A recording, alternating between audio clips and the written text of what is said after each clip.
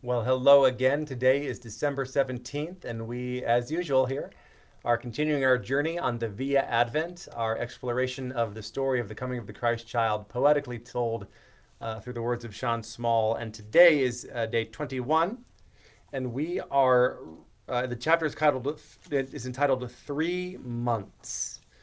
Um, and it's about Mary coming home back to Nazareth after spending 3 joyous months with her cousin Elizabeth. John has been born.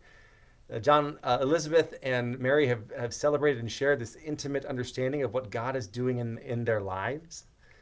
They've seen it with Zechariah's voice coming back, and now Mary's going home where she will be misunderstood and reviled.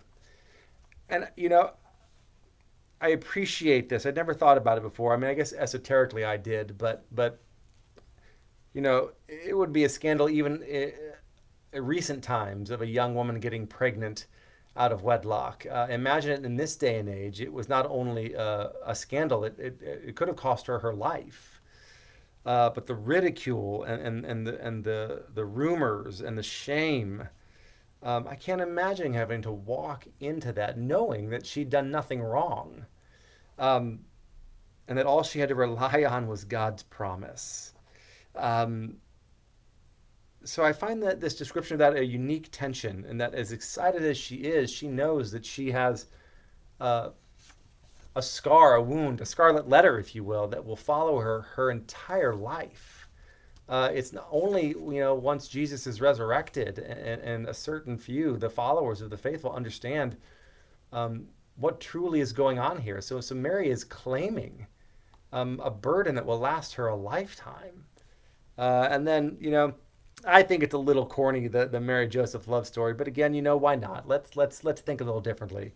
That the two are actually in love, and that he would run into her house and pick her up. I think there were rules against that back then, but I'm not sure. Again, I don't know this from an academic point of view. But the pain that must have been for Joseph, and those lines about her tears of anguish as he ran out of the place. Um, I guess it's interesting is that in life, at once we can have so much joy and so much pain, and indeed that is where Mary is. And for Joseph, it's joy to pain immediately.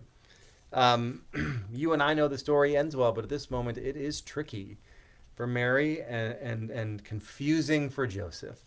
So I wonder, I guess, how do we rely on God's grace, God's promise with us when we are confused, hurt, alone?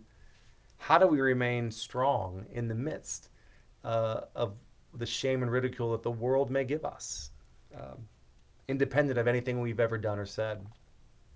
Let's pray. Angels from the realms of glory, wing your flight o'er all the earth. Ye who sang a creation story, now proclaim Messiah's birth. Saints before the altar bending, watching long in hope and fear, suddenly the Lord descending in his temple shall appear. You are the Father whom I adore. You are the Son forevermore. You are the Spirit that has been sent. Blessed Trinity, help me understand your advent. Blessings. See you tomorrow.